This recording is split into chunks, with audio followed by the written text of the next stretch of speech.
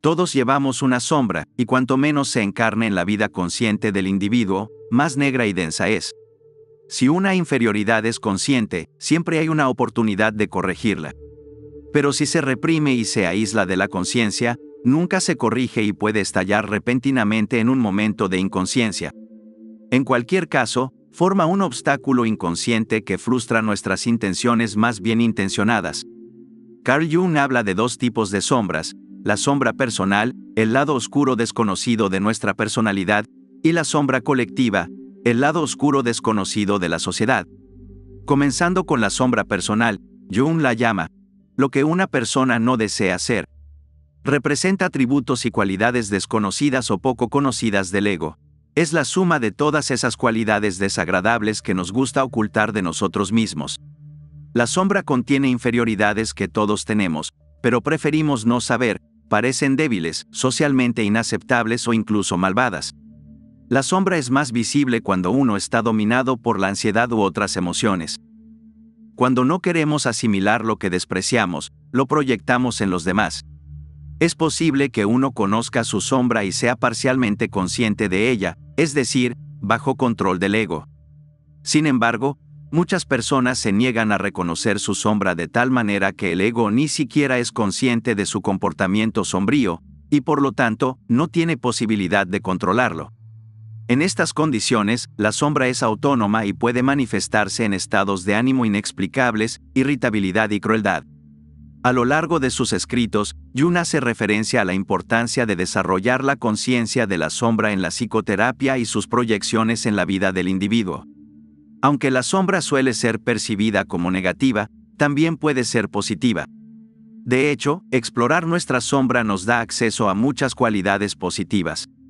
Jung escribe que la sombra muestra una serie de cualidades buenas, como instintos normales, reacciones apropiadas, percepciones realistas, impulsos creativos, etc. Una de las colaboradoras más cercanas de Jung, Marie von Franz, escribe: la sombra no siempre es necesariamente un oponente. De hecho, es exactamente como cualquier ser humano con el que uno debe llevarse bien, a veces cediendo, a veces resistiendo, a veces dando amor, según lo requiera la situación. La sombra se vuelve hostil solo cuando se ignora o se malinterpreta. La sombra contiene todo tipo de cualidades, fortalezas y potenciales, que si no se exploran, nos llevan a un estado de empobrecimiento en nuestra personalidad, creando obstáculos inconscientes que inhiben el crecimiento y la incorporación de estas buenas cualidades que yacen latentes en nuestra psique.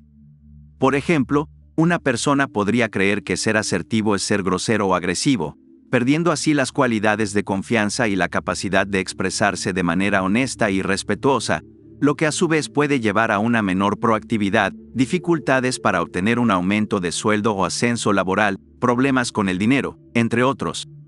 Entonces, cuando una persona se encuentra con alguien asertivo, en el fondo siente resentimiento y culpa, lo que hace que su sombra sea más oscura y densa. Estos aspectos valiosos deben ser asimilados en la experiencia real y no reprimidos, y es responsabilidad del ego abandonar su orgullo. Es lo que parece ser una crítica a nuestro carácter desde el inconsciente, un juez interno de nuestro propio ser que nos reprocha, y el resultado suele ser un incómodo silencio. Debemos identificar los contenidos de la sombra e integrarlos en nuestra personalidad. Este es el proceso de la realización de la sombra, también conocido como trabajo con la sombra. Aquí comienza el arduo y prolongado trabajo de autodesarrollo. Uno debe entablar largas y difíciles negociaciones con la sombra, un trabajo que podríamos decir que es el equivalente psicológico a los trabajos de Hércules.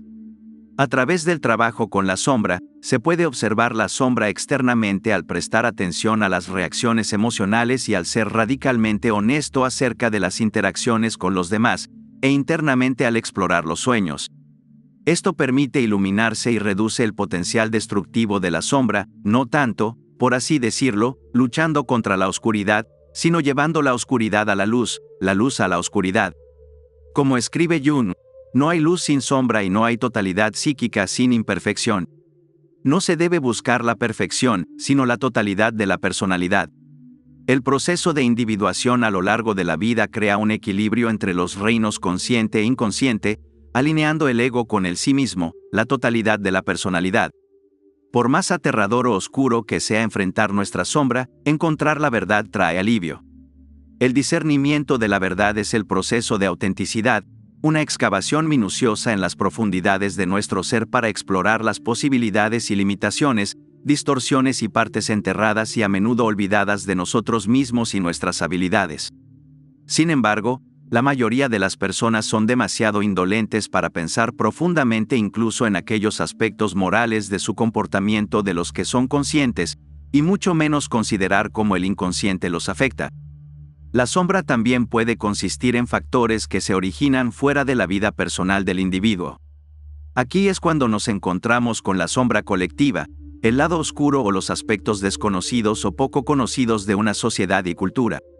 La sombra colectiva se refiere a un aspecto enorme, multidimensional, a menudo espeluznante y elusivo de la vida humana, a una inmensidad de daño infligido por los seres humanos entre sí y al mundo natural, y a las vastas secuelas de dicho daño en generaciones posteriores.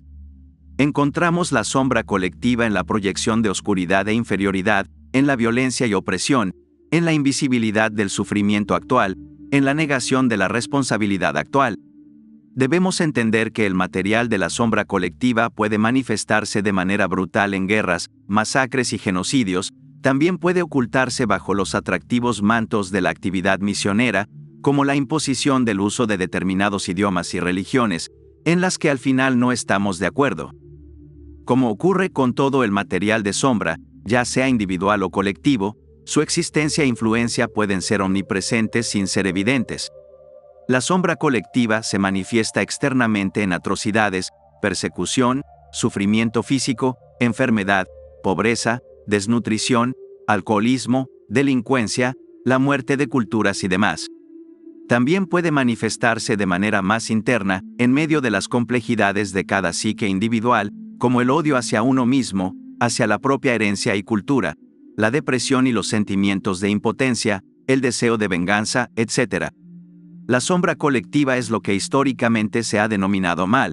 Nuestra respuesta primaria al mal, según Jung, debe ser la búsqueda del autoconocimiento, de la totalidad, lo cual presupone la asimilación del material de sombra. El individuo debe saber sin descanso cuánto bien puede hacer y de qué crímenes es capaz.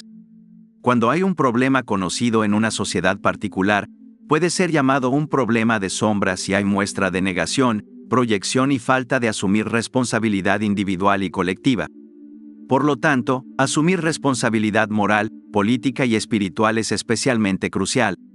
El coraje con el que llevamos nuestra oscuridad libera a otros de tener que cargarla por nosotros. Como seres humanos, tenemos mucho que aprender al respecto. La negación, a menudo vinculada con el deseo de seguir adelante y dejar el pasado atrás, parece ser el enfoque más común y generalmente la primera reacción. Ha habido muchos intentos de lidiar con pasados difíciles y dolorosos a través de disculpas públicas por apoyar atrocidades, arrepentimiento, pagos de reparación después de guerras, peregrinaciones a lugares de gran sufrimiento, etc.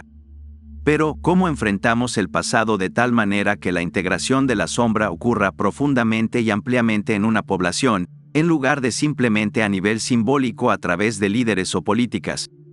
Recordar y hablar de lo que a menudo parece indecible es inevitablemente un proceso doloroso para las víctimas y los perpetradores, los espectadores y los testigos. Cualquier proceso de este tipo solo puede considerarse exitoso o razonablemente completo una vez que el dolor, la indignación, la traición, el sufrimiento y todos los demás sentimientos han sido expresados y escuchados, y una vez que se ha asumido la responsabilidad. Contar la verdad es la forma más deseable y factible de enfrentar un pasado difícil. Un ejemplo de una terrible psicosis colectiva, representada por la sombra colectiva, es la Alemania nazi, donde las personas cayeron en la naturaleza oscura a través de su sombra personal. Se unieron al partido nazi y cometieron actos peores de lo que podrían haber imaginado o habrían hecho en condiciones sociales normales. En este sentido, la sombra personal es el puente hacia la sombra colectiva. Por lo tanto, es importante resolver primero los conflictos internos, la sombra personal, para no caer inconscientemente en la sombra colectiva. Luego, uno puede influir en otras personas y la sociedad en su conjunto se beneficiaría.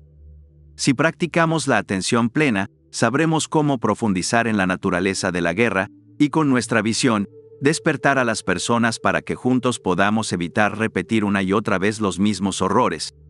La guerra está en nosotros, pero también está en todos. En resumen, primero debemos reconocer nuestra sombra personal y entablar negociaciones largas y difíciles con ella, siendo honestos con nosotros mismos y nuestras interacciones con los demás, observando nuestras reacciones emocionales y explorando nuestros sueños, para no convertirnos en víctimas pasivas de nuestra sombra y de nuestras proyecciones inconscientes, lo que nos permite rescatar las buenas cualidades que yacen latentes en nuestro interior, mejorando nuestras vidas y las de quienes nos rodean.